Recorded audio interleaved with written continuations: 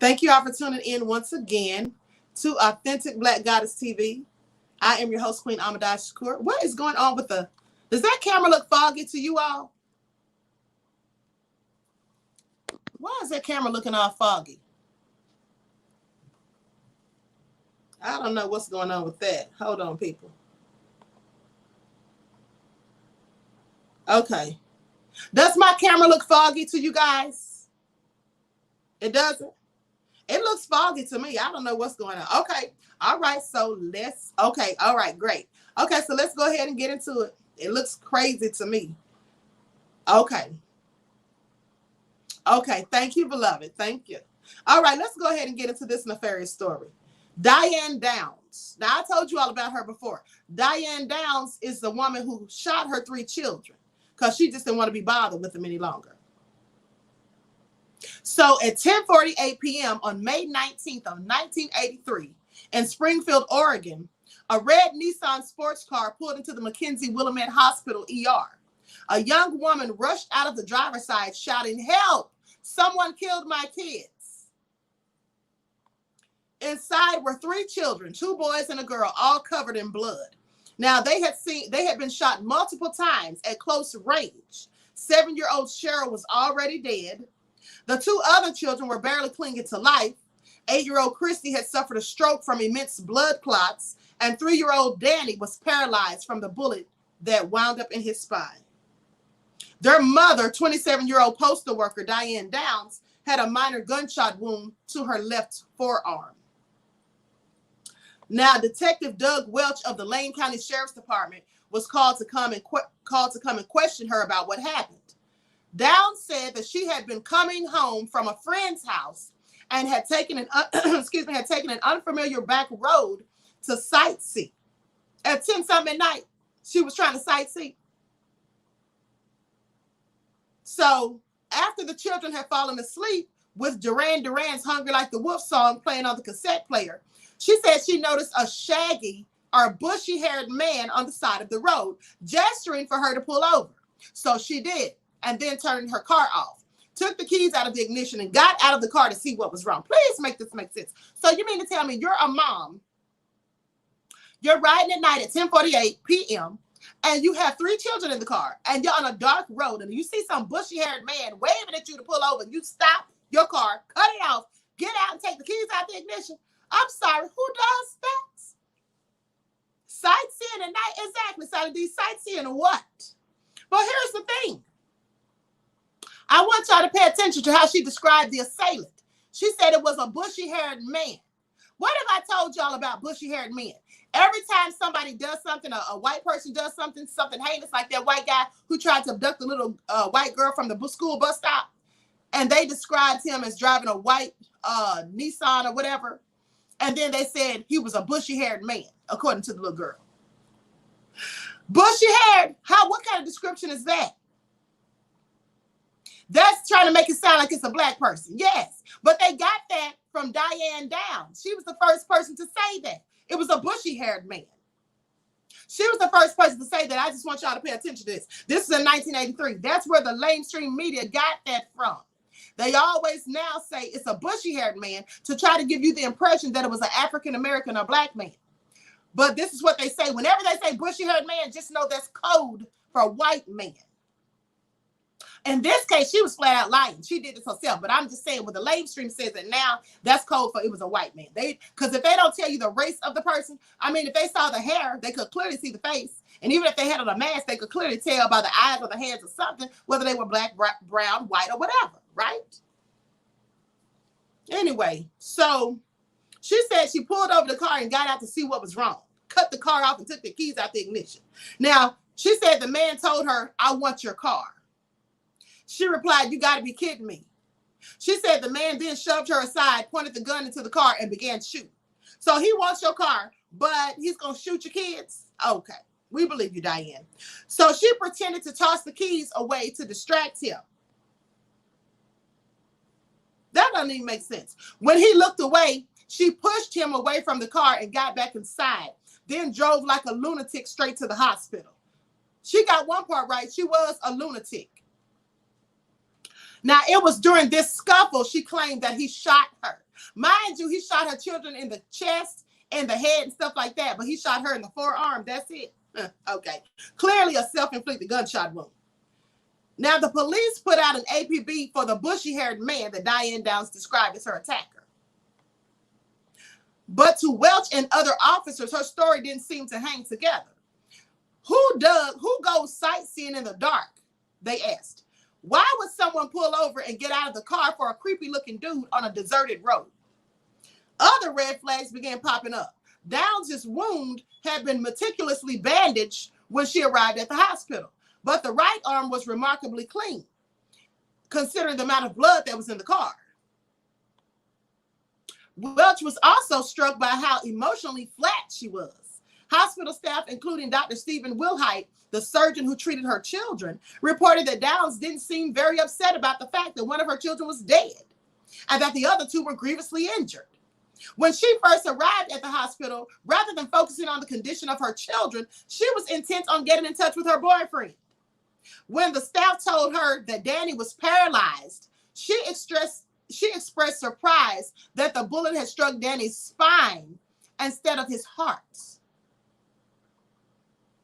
She also said things that made her seem completely detached from reality, like, boy, this has really spoiled my vacation. What? That really ruined my new car. I got blood all over the back of it. This is what she said, while her kids are laying up there fighting for their lives and one is dead. So 4 days after the children were shot, police brought Downs in to have her reenact what happened that night.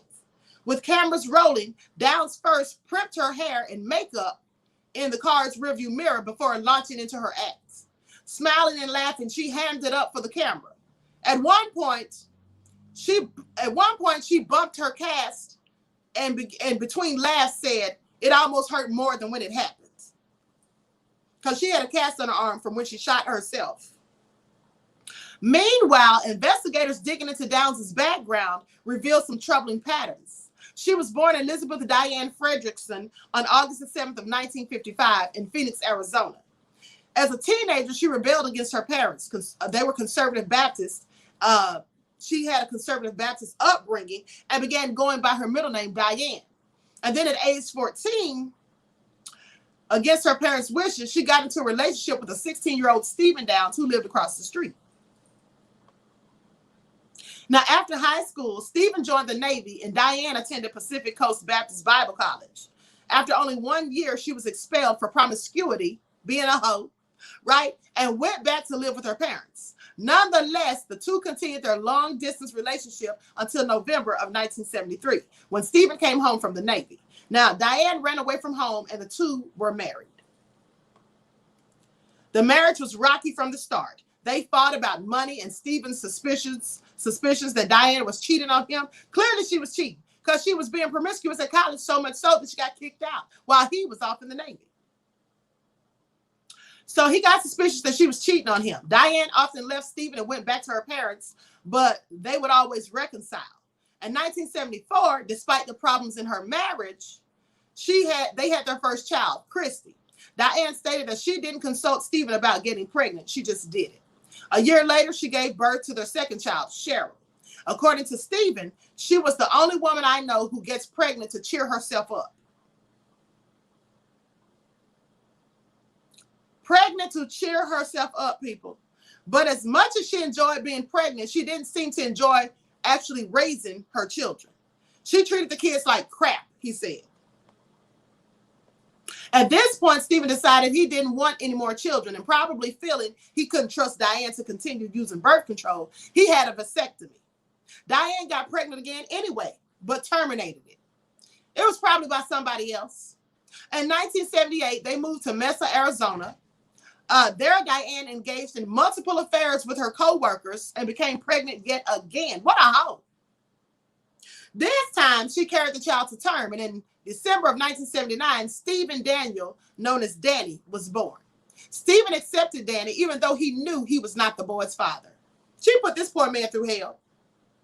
Now, but less than a year later, Stephen and Diane divorced. Diane spent the next few years bouncing from one man to the next, moving in with one and then another, and occasionally trying to reconcile with Stephen. In order to support herself, she tried to become a surrogate mother, but failed 2 separate psychiatric exams, one of which indicated that she was psychotic. She found this extremely funny and would often brag to friends about it. In 1981, she finally got a full-time job as a postal carrier in Arizona. While she was at work, she would usually send the children to stay with various family members, but the neighbors voiced their concerns about the kids' well-being when they were with their mother. They said the children were often hungry and would beg for food. In cold weather, they wouldn't even have coats or appropriate shoes on. They said if Diane couldn't find a sitter, she would leave 6-year-old Christy alone in charge of the children. A 6-year-old. One neighbor said that Cheryl told her that she was afraid of her mother. Now, despite this, later that year, she finally got accepted into a surrogate program where she earned $10,000 for carrying a child and surrendering it to adoptive parents. It was also during this time that Diane met and fell in love with her co-worker, Robert Knickerbocker. They called him Nick. About a month after the shooting, Downs started granting interviews with the media, impeccably coiffed and made up, and at one point sported a new haircut. So she was getting all dolled up and glamorous, honey, just to be on the news talking about her kids getting shot. Clearly clout chasing. She recounted the events of the dark night in May. She kept repeating what a terrible ordeal she had been through and how hard it had been on her. She talked a lot, and the words she spoke most frequently were I and me, making it all about herself, even though her kids were the ones that were shot and almost killed. And one of them actually was. She smiled and laughed, but never once did she express concern or sadness about her children. Never once did she shed a tear. Most bizarrely, when one reporter asked if she considered herself lucky for having gotten such a minor wound, she shot back that it was her children, one of whom was dead, the other 2 suffering horrible injuries. It was them who were the lucky ones because she had not been able to tie her shoes for 2 months. So she said the kids were lucky. After the kids are laying up there, one of them's dead and the other 2 laid up there in critical condition. She said they were the ones who were lucky because she couldn't tie her shoes for 2 whole months. Meanwhile, police were also looking closer into her story. They found 22 caliber casings at the crime scene, but no weapon. While Downs had denied owning a gun, both Stephen Downs and Knickerbocker said she owned a 22 Ruger pistol. Now, police confirmed this with records proving that she had purchased a 22 in Arizona. Upon searching her house, police found the 22 caliber bullets that matched those found at the crime scene, but no weapon.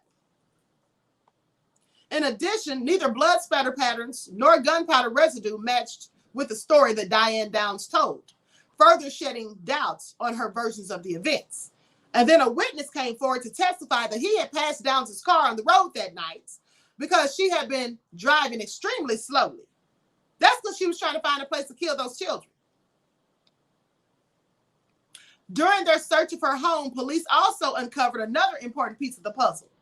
In Downs' diaries, she had written extensively about her obsession with Knickerbocker, her new boyfriend. Downs had pressured him to leave his wife for her, but Knickerbocker had refused and ended the relationship. He later reported that Downs had stalked him and threatened to kill his wife so she could have him for herself. Well, that's really going to make him want to come be with you. Crazy. How does that even make sense? Even after she had moved back to Oregon, she wouldn't accept that the relationship was over. She continued to write him every day, and in April of 1983, arranged to visit him. It was then that he unequivocally broke it off with her, telling her he had no interest in being a daddy to her children. Now the police had a motive. After Downs' surreal media performances and that tape of her laughing while she reenacted her children's shooting, public sympathy for her turned to anger. The pressure was to arrest her. There was pressure on them to arrest her, but police and prosecutors knew their case was entirely circumstantial. There was only one other living witness to the crime, and that was little Christy Downs. Danny had been asleep while he was shot, so he couldn't say what happened. Without Christy's testimony, they risked Downs walking free. But Christy had suffered a stroke after she'd been shot, and she had difficulty speaking, though she could communicate in other ways. The nurses reported that when Diane Downs came into Christy's room, the girl's vital sounds would spike up as if she were afraid, because she probably thought her mother was coming to finish her off, because she knew that's who shot her. At one point, Downs told Wilhite to pull the plug. So she told the doctor to pull the plug on her daughter. She said since she knew Christy was brain dead. Wilhite pointed out that there was no evidence of that and refused to take Christy off life support, trying to kill the child because she knew that she was a witness. So they waited while Christy went through intensive mental and physical therapy until she was finally able to say just who shot her. Police arrested Downs on February the 28th of 1984. She was charged with 1 count of murder and 2 counts of attempted murder, and her trial began that May.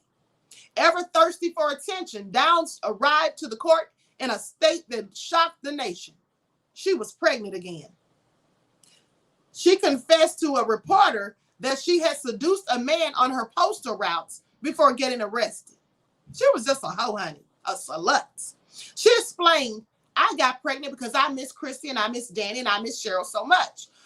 And then she says, they said she went on to say, you can't replace children, but you can replace the effect they give you. And children are so easy to conceive. Why would she get pregnant if she already shot and tried to kill the ones she already had? Like, make it make sense. During the trial, the prosecution laid out their evidence, but it was Downs' own words and actions that showed her utter remorselessness.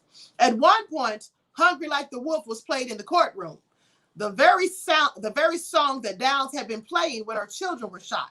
Downs' reaction was to start tapping her toes and bobbing her head to the music.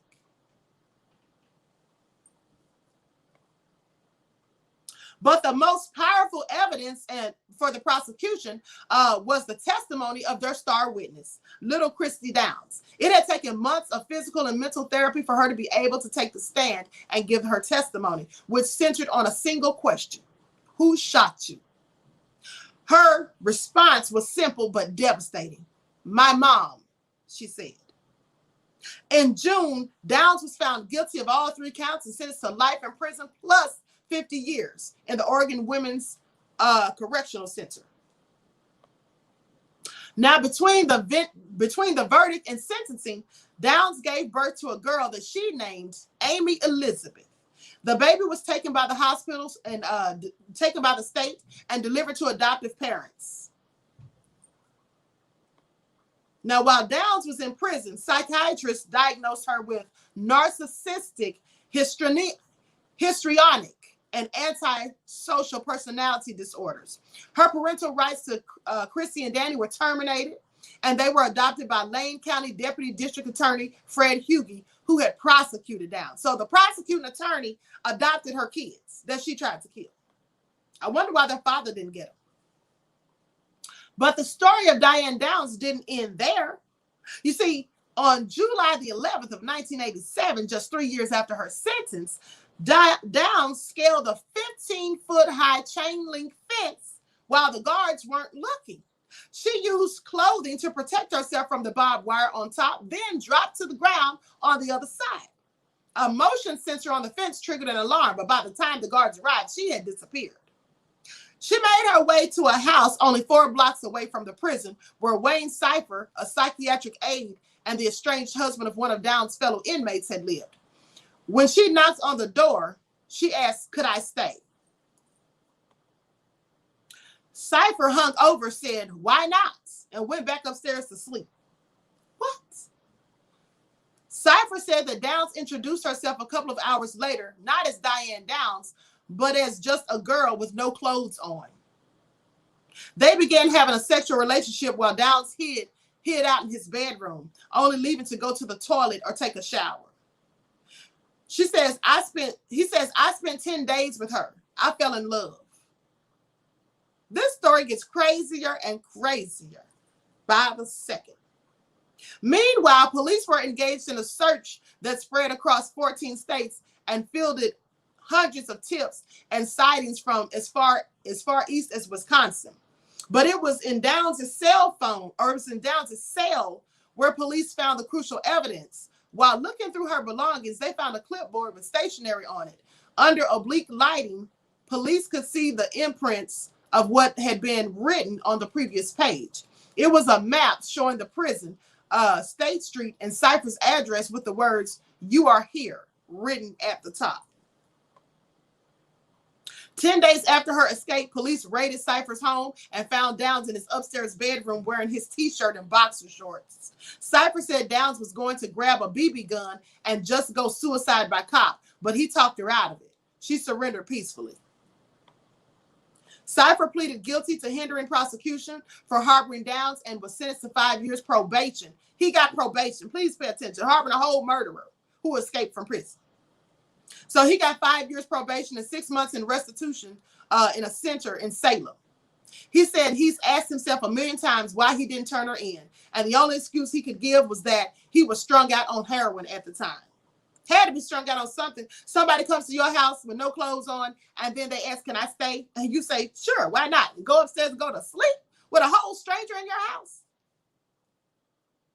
Downs received an additional 5-year sentence for the escape and was transferred to the Clinton Correctional Facility for Women in New Jersey.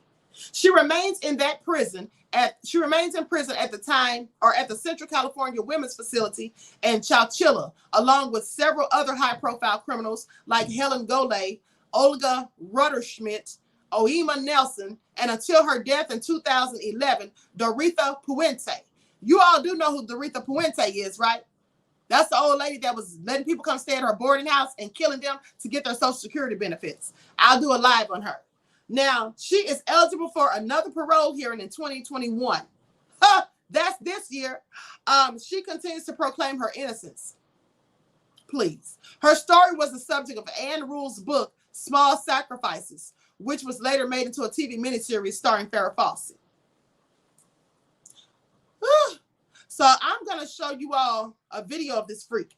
I just looked up her picture and left my, I don't know what that IMHO means. She is not cute at all. No, she's not.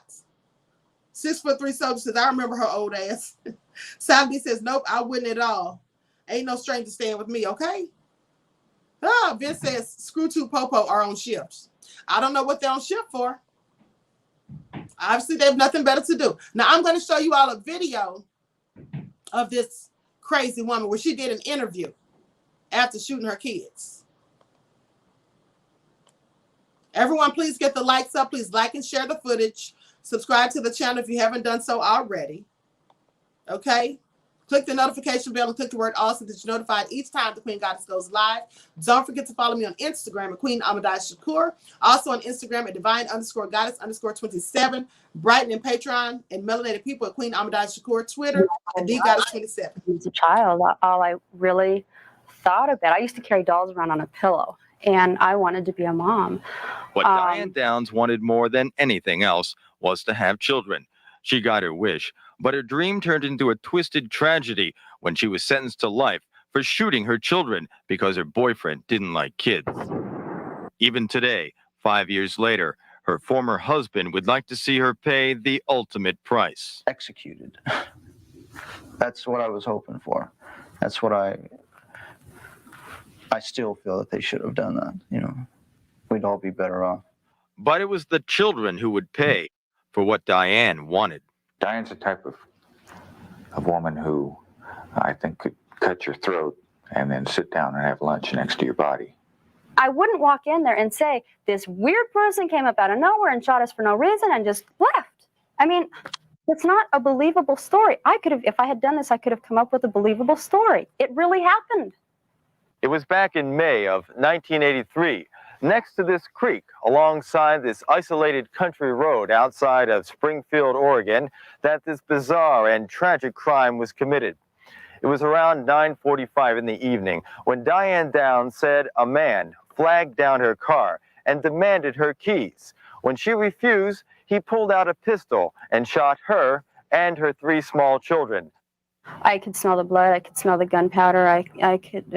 It it was just a really, really horrible feeling. But Diane says she somehow managed to escape and rushed to a nearby hospital. 7-year-old Cheryl was dead on arrival. 8-year-old Christy was shot twice in the chest. 3-year-old Danny was shot in the back and lay paralyzed. Diane, however, received only wounds to her forearm. It was all wrong. From the beginning, it was wrong. Detective Doug Welch was one of the first officers at the hospital that night, and although he didn't realize it at the time, this case would consume his life for many months to come. Here was a woman who was completely apathetic about the welfare of her kids. She was just emotionally flat and preoccupied with something else. That evening and the next day, police were out in full force, looking for any clues that would lead them to the man that Diane claimed did the shooting, later to be known as the bushy-haired stranger. I'm throwing the keys, okay? I'm throwing the keys. 4 days later, as one child was being buried, the other two still in intensive care, Diane reenacted for police what happened that night. Besides wondering why a woman with children would stop her car and get out for a strange man, detectives couldn't help but notice Diane's seemingly carefree attitude. I just hit my cast. Started the car and left. The car door shut itself. God. Sure, I could sit here and cry and be all upset. And what's it going to prove? It proves nothing. I am who I am, and I can't prove that I'm anybody other than what I am. Diane was brought up in a strict religious family in Phoenix. She graduated from high school with straight A's. She married Steve Downs at 17, and almost immediately they had children. I got pregnant when I wasn't allowed to, and I'm not saying he forbade me to get pregnant, but I didn't consult him. I wanted to have children, and so I got pregnant without asking permission. Well, once she had the kids, it was another story, she treated them like crap. She really didn't treat them very good. Christy and Cheryl came early in the marriage. Little Danny came later, the result of an affair. Diane then became a surrogate mother, bearing a child for another woman. After 8 years, the marriage ended in divorce. This was a woman that really got around, Of course, I really didn't know that. Hey, you're not supposed to. You're the husband. You're supposed to be the last to know. In 2 years' time, I had 10 separate lovers. 2 years. That's not very many. And less than half of them were married. Diane worked as a letter carrier here at the Chandler Post Office just outside of Phoenix. This is where she would meet a fellow employee, a married man who she would have an intimate relationship with. According to Oregon police, that man would be the reason why she would later try to kill her children. Robert Knickerbocker told Diane he would divorce his wife of 10 years and marry her. But there was one problem. You see, he didn't have kids, and he didn't want kids. Well, hey, I don't have a problem with you having a relationship with anybody, especially if it's going to work into something serious. And how does he feel about the kids? Oh, well, he doesn't want anything to do with the kids. He hates kids. He can't have kids. And he had a vasectomy so that he can't have kids, on and on and on. Diane and the children moved to Springfield, Oregon. She set up a new life in this apartment house and waited for her boyfriend to get a divorce and join her, but he never showed up. According to police, she became obsessed with trying to get him, writing him letters every day, but they would come back unopened.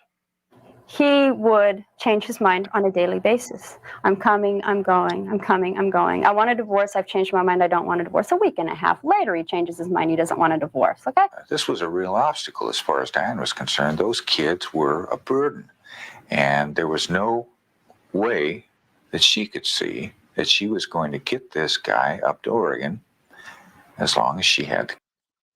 Okay, I'm going to cut it off right there, people. If you want to see that, I'll put the link in the chat. So you can watch the rest of it. Hold on. But that woman is just a demon. Did you all see her eyes in that one picture? They look so dark and lifeless. Clearly a demon. So with that all being said, I'm going to conclude this broadcast. I hope you all enjoyed that nefarious story.